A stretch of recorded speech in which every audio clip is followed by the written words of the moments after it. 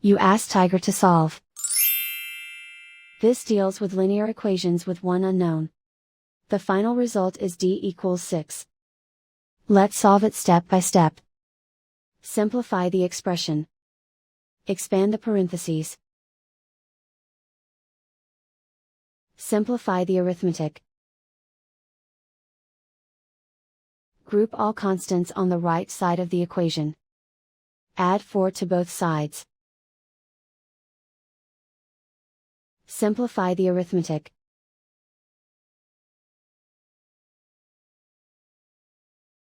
Isolate the d. Divide both sides by 2. Simplify the fraction.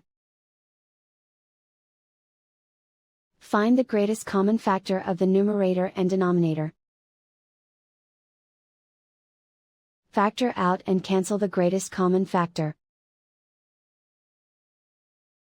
And so the final result is d equals 6.